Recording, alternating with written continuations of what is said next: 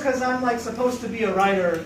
And I think the ironic thing is that what made me want to be a writer and also visual arts is that I like to just be alone and not have social skills and just express myself that way. But then actually in the real world you have to put yourself out there too. So I'm going to do, instead of like reading prose fiction, which is a different thing unless I was like an audiobook narrator, I could make it really interesting, but I'm not. I want to talk about the medium of comics a little bit. And I made this comic in 2007. And it's something I'd really like to do, but the problem is it's really hard to do. So compared to prose, it takes a lot longer. This isn't what's going to be up here anyway. So I made this in 2007, and it took me like 3 months, and it's 12 pages, and it's about street kids in Hollywood. And I went out and took photographs of the site so I could use them as backgrounds, and I did my best at it, and then I tried to sell them for like a $1 optional donation. If anyone wants anything like this, you can donate. And then I didn't really do much of that, and I moved to China, and I got more into prose writing. But over the last few months, I've been trying to get into projects like that. And it's Friday the 13th, and I want to do something, and I think it ties in well, the unluckiness theme. Because my one-page comics I've been working on are just about the very minor frustrations in life. And it's hard to sometimes think of like big, unlucky, horrible, traumatic things to share with everyone. But these are about the everyday, minor frustrations that are unlucky, which I think we can all. So I have these scattered around too, if anyone wants to look.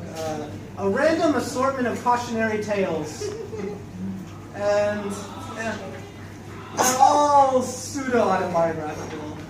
You don't have to pass them around, but just take them. But maybe they're first come, first served if anyone wants.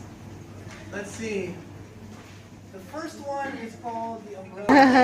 Sorry. So this is simply about inspired by a time somebody lent me an umbrella, and then I wanted to give it back to them the next week, but I forgot to bring it, and I was mad at myself. And that's all.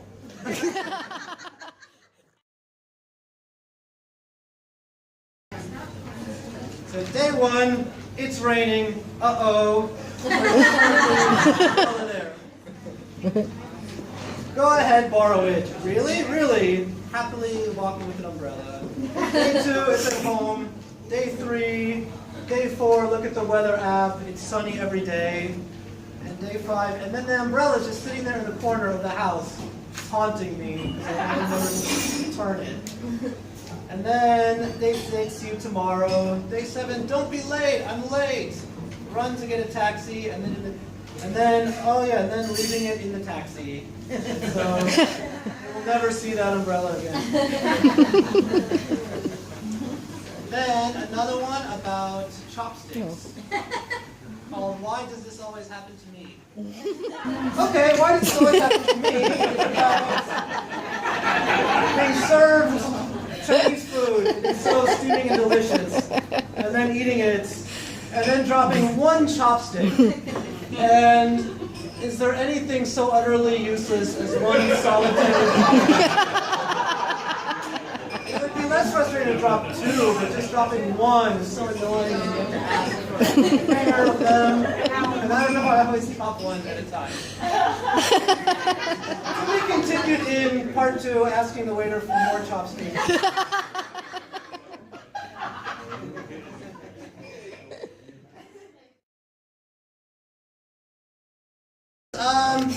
In the West, in America, New York or something, you always see a lot of street performers in trains. And you don't get very much of that in China. I think they clamped down. But every once in a while, lately, I've noticed like flute players on the train here. And this is about how I'm such a bad person. Because I'm on the train reading, or whoever the anonymous character is, and then someone is playing a flute instrument, a wind instrument, and they're coming closer. And the character's saying, oh no, and there's only 2 more stops left. And they come closer, and the tension is building. And then you get to leave at the last second before the poor transient asking for money comes. And then you just feel guilty because you just didn't want the optimism. Is that unlucky?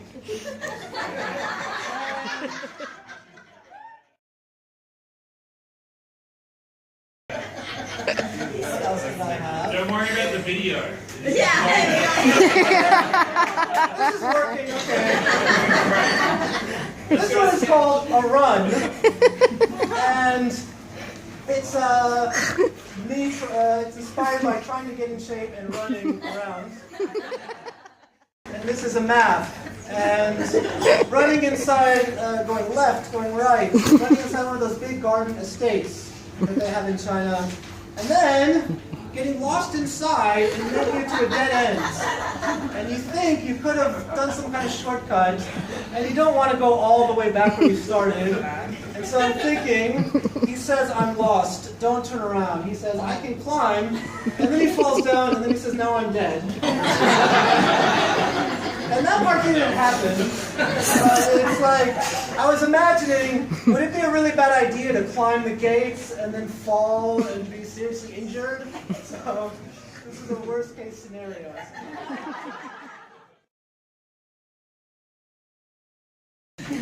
And this one, I hope it's not too racy. PG-13-ish. It's also Titanic.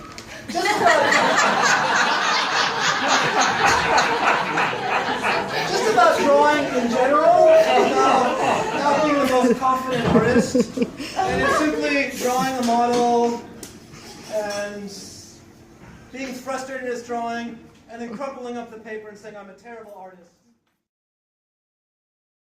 And the last one that I did, yet another semi-true story. And this is a fellow just on the couch, listening to some music on earphones, saying, it's kind of hot. And then there are 2 remotes on the table, and then grabbing one and trying to click the air conditioner on. And it doesn't work. And then clicking it again, and it's still just sitting there. And then noticing, standing up and noticing, oh, that's the TV one, there's the AC one. And then he smashes the remote out of frustration, which is more the imagination part. But you pick up the wrong remote for some reason. You're aiming a TV remote at the ceiling, and you're still hot.